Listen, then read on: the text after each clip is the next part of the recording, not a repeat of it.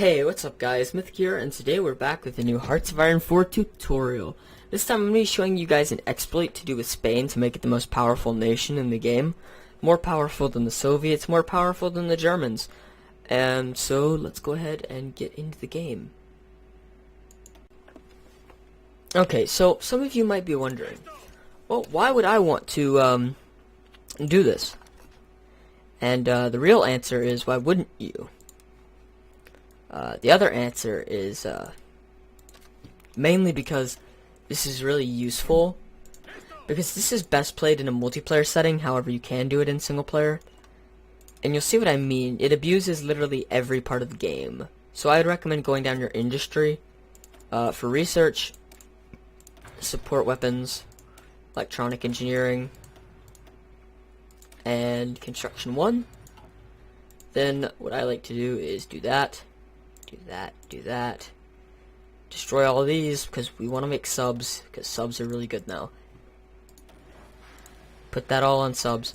Then just start building like a few things. So I'm going to build a few factories. And now our goal is to get to the Civil War.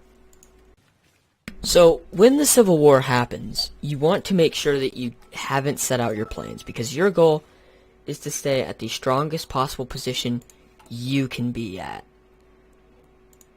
And I'll explain why, because the goal is to lose the Civil War. I'll see what I mean by that in a bit. So, we've gotten to this point. It's the Spanish election of 1936. Either of these don't really matter, but I'm going to go fascist Spain. And we're just going to keep plowing towards the Civil War. So, we've gotten to the next national focus, and we're just going to continue down. I would go construction effort first, because I like to build up a good solid base for building more factories later in the game. And of course, continuing with the tech, we're going to go into mechanical computing.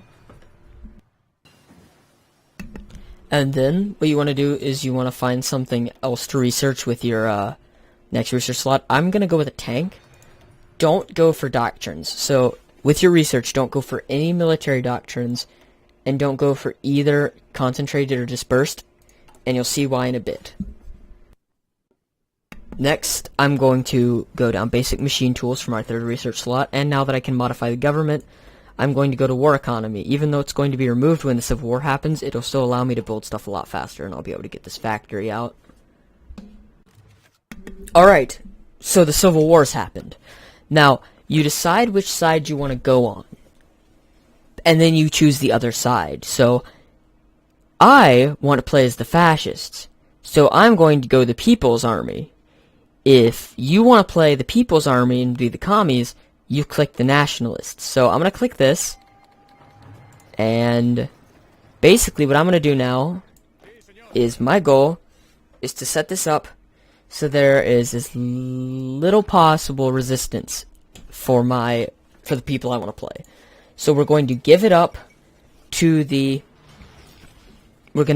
nationalists as quick as possible. You can grind for army XP, but basically your goal is to lose the Civil War. I'm not grinding for army XP because of the tutorial, but like I said, you can if you want to. Now that you've capitulated, what you want to do is you want to go to observe, and you want to play as nationalist Spain. So, first thing you really want to do here is probably organize your units into one army.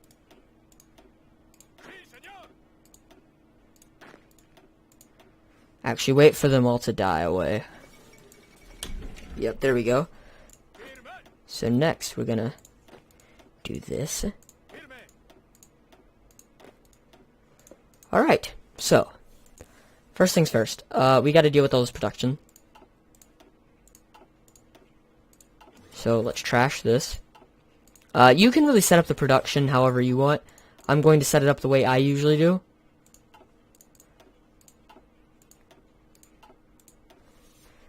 So, we start, of course, with guns. Then we go to support equipment, fighters, and finally subs. That's how it's going to go right now. And we're going to continue until we get our research open again. Okay, so now that we've got our research done, here's the cool thing you can do in this exploit. You can research both dispersed and concentrated industry. You can get the benefits from both of these at once. So you get the efficiency caps raised because they stack, and you get the vulnerability down as well as conversion speed bonus. You get all sorts of these buffs, and all you have to do is just lose the Spanish Civil War. So this can also go into military doctrines. You can research all 4 of the doctrines. So you can, if you had enough time, you could research all the way down here and get all of these. But this means that if you go down to here and get a human wave offensive, and then you go to limited conscription, as well as do the militarism and military youth in your focus tree, you can get 17.5% recruitable population. Next, of course, you want to decide what faction you're going to be with. If you play Germany, if you go with Germany, you will most likely get a chance to take lots of Africa and southern France, as well as probably Portugal. Portugal you always want to take. Also, what you can do is you can play with the Allies and take Italy and other parts of Italy. So we're going to join the Anti-Conscription Pact. But of course, I'm going to turn this to war economy again. Basically, I'm going to show you guys you can get all the military doctrines at once. So a few of you may notice that now when you do research, even though I've completed mobile warfare, the green doesn't change, but I can still continue on. And that'll be the same over here with these. So I'm finished with researching mechanical computing, but it still shows like I'm researching it because of how the glitch works. Don't worry, your research still works, and after these are finished, they'll be able to go down. So now I've got 3 research slots open, and as you can see, I can continue down here. But also, I've researched mobile warfare, but I also want to research superior firepower. I also want to research trench warfare, and I want to research mass assault doctrine. All of these I can research at once and put into my units. Now this is by far not the most efficient way of doing this, but it's very nice later game. And of course, Spain I would recommend joining the Axis, because, you know, what'll probably end up happening in a peace deal is Italy will get this stuff. Spain will end up getting this southern stuff. They'll get Portugal, Africa, which of course Africa will probably be split with Italy, but they'll get lots of Africa and any other colonies. Then, you can take Soviet land. Now, you can get up to about 200 factories in Spain itself, as well as about 4 to 6 million manpower. Also, you can get up to 200 divisions because Spain's manpower allows them to build lots. Next thing we're going to do is we're going to get to limited conscription. I'm going to show you guys what it looks like when manpower is at full. Also, remember that when you're going down your military doctrines, you can also get Volkstrom, which gives you an extra 3% recruitable population.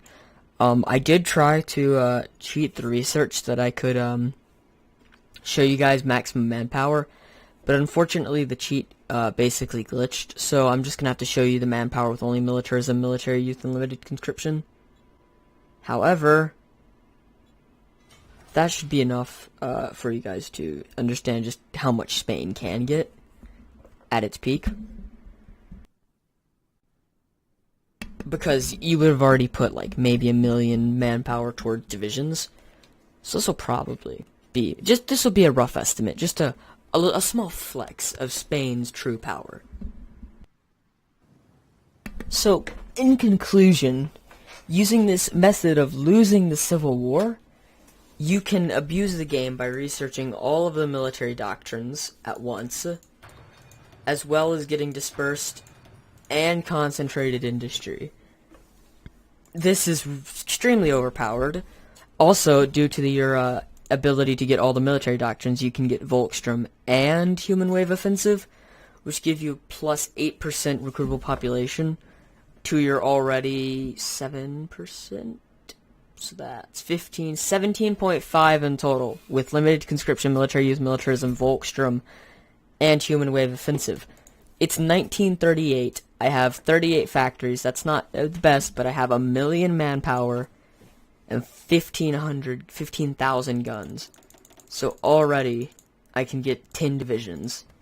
And so that'll make it 23, and I can just keep getting more. Spain, they get really overpowered. My infantry, their soft attack is 91.2, hard attack 12.2, defense 261.2, and they just keep getting better because these stack.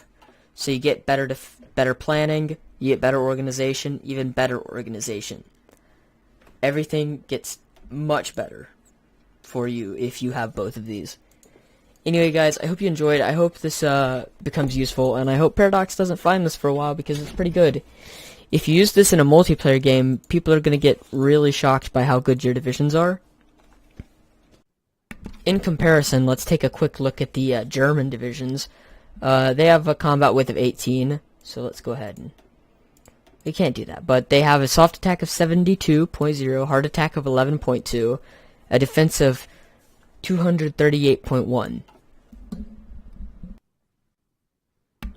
Britain is nearly the exact same because they have the exact same division template, but their defense is slightly better. But mine is still about 5 better than the British.